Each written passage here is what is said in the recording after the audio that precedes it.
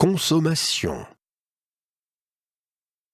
L'homme recherche la puissance, la femme recherche la conformité. Ces deux tendances, en fonction des sexes, apparaissent les plus exacerbées quand nous effectuons une analyse des différences dans l'objet des désirs entre les hommes et les femmes.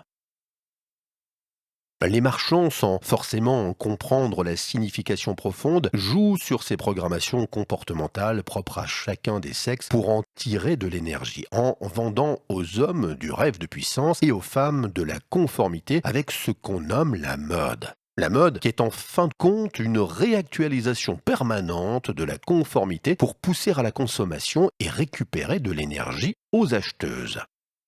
Si les hommes consomment, c'est-à-dire acquièrent ce qu'ils pensent leur donner de la puissance, ou le plus souvent leur donner l'image de la puissance, c'est que cette puissance est indispensable à l'homme pour pouvoir attirer l'attention des femmes et posséder leur corps. Seul moyen pour l'homme d'atteindre l'immortalité par les enfants que les femmes lui donneront.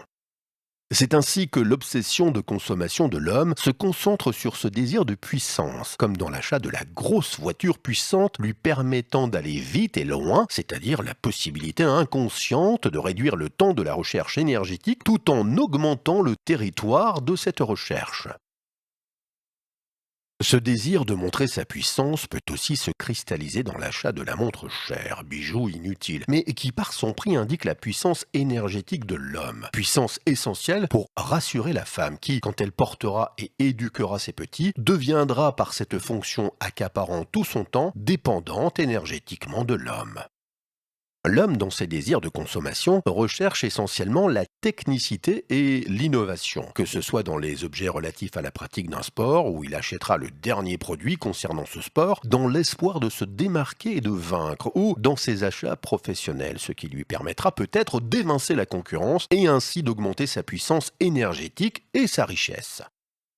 On peut d'ailleurs comparer ce besoin de puissance et d'éviction de la concurrence dans la façon dont les hommes recherchent la performance en sport, que ce soit individuellement ou en équipe, où le but est de vaincre, alors que la femme pratique souvent des activités sportives où tout est réalisé en coordination et en harmonie, seul ou au sein du groupe, comme dans les chorégraphies dansées que les femmes affectionnent et qui correspondent en finalité à un désir d'intégration et à un besoin d'harmonie dans la conformité. Même si l'homme peut parfois paraître victime de la mode, particulièrement dans sa façon de s'habiller, et bien que cela arrive quelquefois, il ne consomme pas majoritairement pour se conformer au style du groupe, mais le plus souvent pour affirmer son rang. Car de son rang dépendra son accès aux belles femmes, c'est-à-dire aux femmes bien conformées pour donner la vie.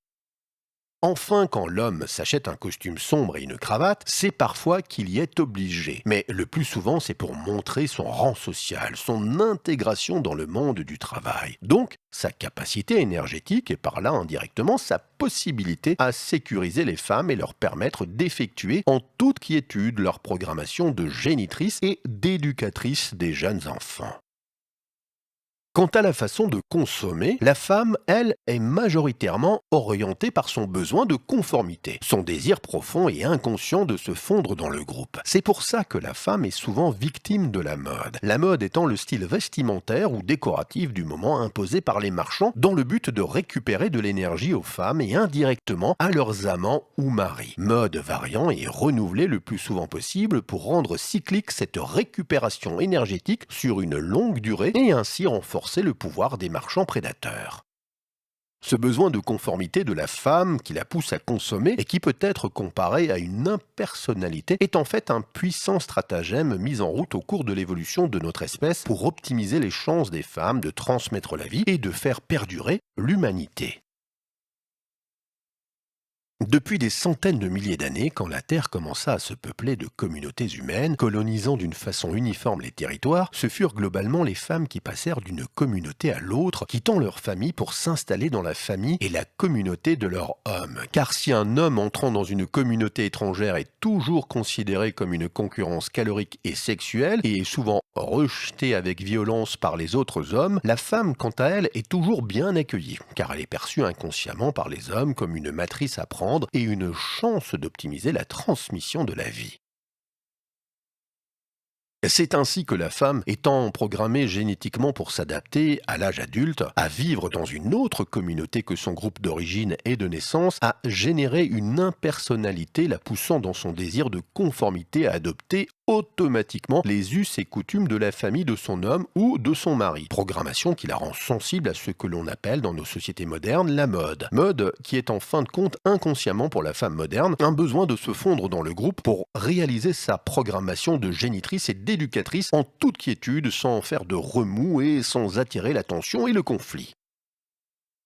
Ce que nous pensons être des tendances sociales, des pratiques culturelles et des désirs liés à notre éducation sont dus en réalité à des automatismes et des programmations génétiques liées à la chose la plus fondamentale, la transmission de la vie et son épanouissement.